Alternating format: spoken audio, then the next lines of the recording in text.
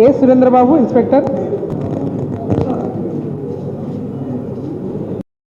Media మిత్రులందరికీ నమస్కారం. So మీ అందరికీ తెలుసు, మనకు 26th నైట్న హిజ్రా నాయకురాలు హాసిని మర్డర్ ఒకటి రిపోర్ట్ అయింది. సో ఈమె ఆ రోజు నైట్ పార్లపల్లి విడవలూరు మండలంకి సంబంధించి ఒక టెంపుల్కి వెళ్ళి రిటర్న్ వస్తున్నప్పుడు, సో ఈ అండర్ బ్రిడ్జి దగ్గర ఈమె వస్తున్న వెహికల్కి సో ముందు సైడ్ వెనకల సైడ్ 2 వెహికల్స్ అడ్డం పెట్టి ఒక 10 మెంబర్స్ దాకా సీన్లో ఉండి ఆమెని మర్డర్ చేయడం జరిగింది. సో ఇప్పటి వరకు దీంట్లో మొత్తం 15 మంది ముద్దాయిల్ని మనం ఐడెంటిఫై చేసాం. సో ఈరోజు మనం 12 మంది ముద్దాయిల్ని అరెస్ట్ చేయడం జరిగింది.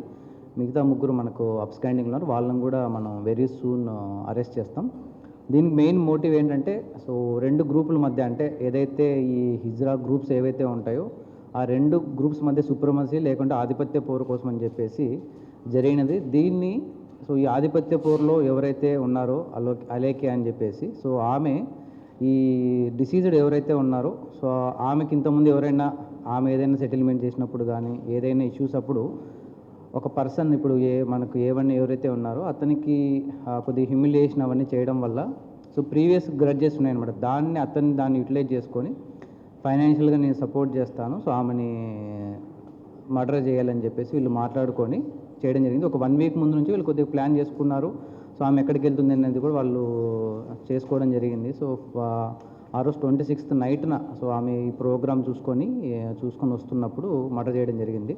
సో మర్డర్ మనకు నైట్ అరౌండ్ 10 o'clock జరిగింది. బై మార్నింగ్ కల్లా మనము ఎవరు చేశారని చెప్పేసి మనం ఐడెంటిఫై చేయడం జరిగింది. దాని టెక్నాలజీ కూడా యూజ్ చేసి బై మార్నింగ్ కల్లా మనం ముద్దాయిలందరినీ ఐడెంటిఫై చేయడం జరిగింది. దీంట్లో చాలా టీమ్స్ చాలా ఎఫర్ట్స్ పెట్టడం వల్ల మనకు జరిగింది. ఎక్కడ ఎలాంటి అలిగేషన్స్కి ఫస్ట్ ఆఫ్ ఆల్ మనం ఛాన్స్ ఇవ్వకూడదని చెప్పేసి మనము ఈ 26th జరిగినా కూడా ఈరోజు ప్రెస్ మీట్ పెట్టడం మెయిన్ రీజన్ ఏంటంటే, చాలా మనకు థియరీస్ వచ్చాయన్నమాట. సో వాటికి ఎలాంటి దాన్ని స్కోప్ ఇవ్వకోకుండా పోలీసుల మీద ఎలాంటి అలిగేషన్స్ లేకుండా ఉండడం కోసం మనం ఇంత టైం తీసుకొని అందరూ ఎవరైతే ఇన్వాల్వ్ అయిన ప్రతి ఒక్కరిని మనం ఈ కేసులో ముద్దాయిలుగా చూపించడం జరిగింది. దీంట్లో డిఎస్పీ గారు పర్సనల్గా మానిటర్ చేస్తూ వాళ్ళ సబ్ డివిజన్కి సంబంధించిన సిఐస్ అందరినీ ఇన్వాల్వ్ చేసి మనము ఇది చేయడం జరిగింది. మిగతా 3 ముద్దాయిలను కూడా మనం వెరీ సూన్ అరెస్ట్ చేయడం జరుగుతుంది. సో ఈ హత్య జరిగిన తర్వాత ఏంటంటే ఒకటే చెప్పడము, సో ఎవరైనా ఈ ముఠాలుగా ఫామ్ అయ్యి లా అండ్ ఆర్డర్కి ఏదైనా చేతిలోకి తీసుకుంటామని చెప్తే మాత్రం ఎవరిని స్పేస్ చేసి అయితే ఏమి ఉండదు. సో ప్రతి ఒక్కరూ లా అబైడింగ్గానే ఉండాలి. ఎవరైనా లా అండ్ ఆర్డర్కి కానీ ఏదైనా పీస్ డిస్టిక్లో ఏదైనా మనం డిస్టర్బ్ చేస్తామంటే మాత్రం వాళ్ళని స్పేస్ చేసి అయితే ఉండదు. సో ఎస్హెచ్ఓస్కు డిఎస్పీస్కి కూడా చెప్తున్నాను. సో మీ ఏరియాస్లో ఎవరైనా ఇలాంటి రౌడీ ఎలిమెంట్స్ ఉంటే వాళ్ళని పర్సనల్గా మానిటర్ చేయడం కూడా చెప్పడం జరిగింది.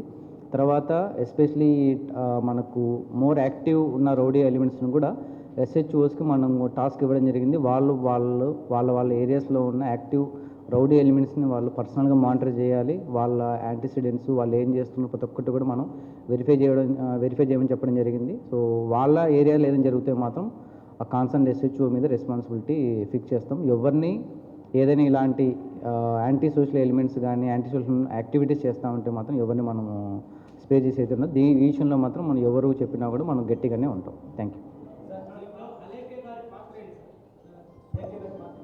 కాన్స్పిరసీ, సో ఇప్పుడు ఏంటి సుప్రమసీ కోసంలో కాన్స్పిరసీ చేసి మర్డర్ చేయాలని చెప్పేసి డిసైడ్ అయ్యారు. అది కాన్స్పిరసీలో ఉన్నాము, సీన్లో లేదు, but she knows.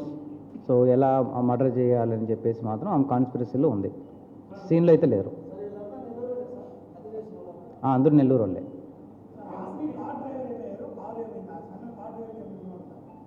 Present car driver involvement గురించి మనం యాక్చువల్లీ ఇన్వెస్టిగేషన్ చేయాలి. ఎందుకంటే మనకు మెయిన్ ఏంటంటే జరిగింది కాబట్టి ఇమీడియట్గా మనకు ఎవరు మెయిన్ ఇన్వాల్వ్ అయిన వాళ్ళు ఎవరు దాని మీద మన ఇన్వెస్టిగేషన్ ఉంటుంది. ఫర్దర్ ఇన్వెస్టిగేషన్లో మనము ఎవరెవరైతే ఇంకా ఇన్వాల్వ్ అయ్యారో దాన్ని కూడా మనము ఫర్దర్ ఇన్వెస్టిగేషన్లో ఒకవేళ వాళ్ళ ఇన్వాల్వ్మెంట్ ఉంటే మనం ఐడెంటిఫై చేస్తాం. ప్రజెంట్ అయితే మనం ఎవరు మెయిన్ ఇన్వాల్వ్ అయ్యారో దాని మీద మన ఇన్వెస్టిగేషన్ ఉంటుంది. ఫర్దర్ ఇన్వెస్టిగేషన్లో మిగతా వాళ్ళు ఎవరైనా ఉన్నా కూడా వాళ్ళని కూడా మనం యాడ్ చేస్తాం. సో యాడ్ చేసుకోవడానికి మనకు స్కోప్ ఉంటుంది. ఇక్కడితోనే 15 మందితోనే మనకి ఎండ్ అవుతుందని మనం చెప్పట్లేదు. మిగతా వాళ్ళు ఎవరైనా ఇన్వాల్వ్మెంట్ ఉన్నా కూడా ఫర్దర్ ఇన్వెస్టిగేషన్లో మనం యాడ్ చేస్తాం.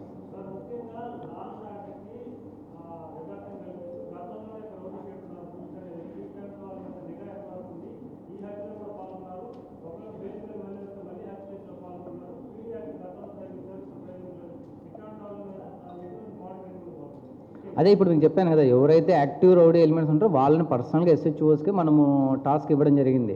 సో ఫ్యూచర్లో ఏదైనా వాళ్ళు బయటకు వచ్చి మళ్ళీ ఇన్వాల్వ్ ఏదైనా ఉన్నా కూడా కన్సర్న్ ఎస్హెచ్ఓ మీద యాక్షన్ తీసుకుంటాం. సో కాబట్టి ఎస్హెచ్ఓస్కే రెస్పాన్సిబిలిటీ మనం ఫిక్స్ చేస్తున్నాం, ఎందుకంటే వాళ్ళే పర్సనల్గా మానిటర్ చేస్తారు. అంటే యాక్టివ్ ఎవరైతే ఉన్నారో మీరు అన్నట్టుగా వాళ్ళని పర్సనల్గా ఎస్హెచ్ఓసే మానిటర్ చేస్తారు.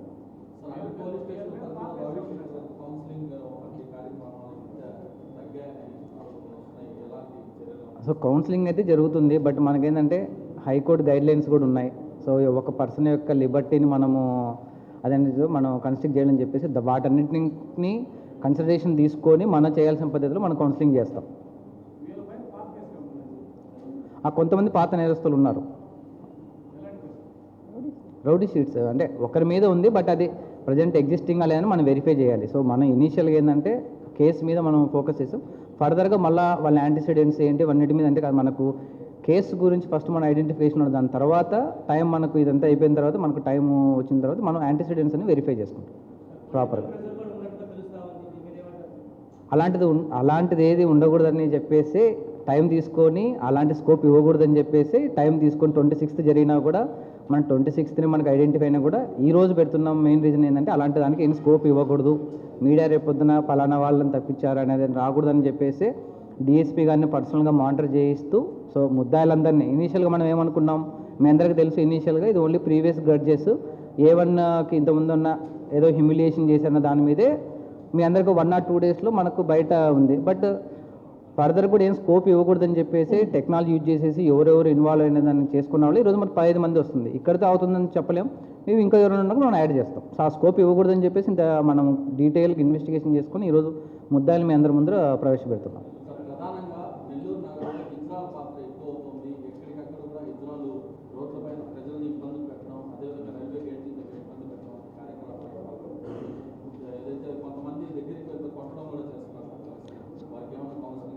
సో అది ఆల్రెడీ మనం టౌన్ డిఎస్పీ గారికి, రూరల్ డిఎస్పీ గారికి చెప్పడం జరిగింది. సో లాస్ట్ 1.5 month బిఫోరే చిన్న ఇన్సిడెంట్ జరిగినప్పుడే వాళ్ళకు కూడా గట్టి కౌన్సిలింగ్ ఇచ్చేసి ఇలాంటి ఇన్సిడెంట్ రిపీట్ కాకుండా చూసుకోమని చెప్పడం కూడా జరిగింది. సో ఇప్పుడు ఏవైతే మీరు చెప్పారు ఇష్యూస్ వాటన్నింటినీ మనం సపరేట్గా డీల్ చేస్తున్నాం.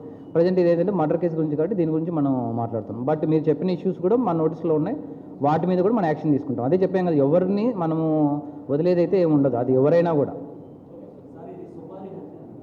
సో ప్రజెంట్ అయితే ఫైనాన్షియల్ మోటివ్ ఉందని చెప్పేసి మనకు చెప్పడం జరిగింది. అది ఎక్స్చేంజ్ అయిందా లేదా అనేది మనకు ఫర్దర్ ఇన్వెస్టిగేషన్లో మళ్ళీ మనం చెప్తాం.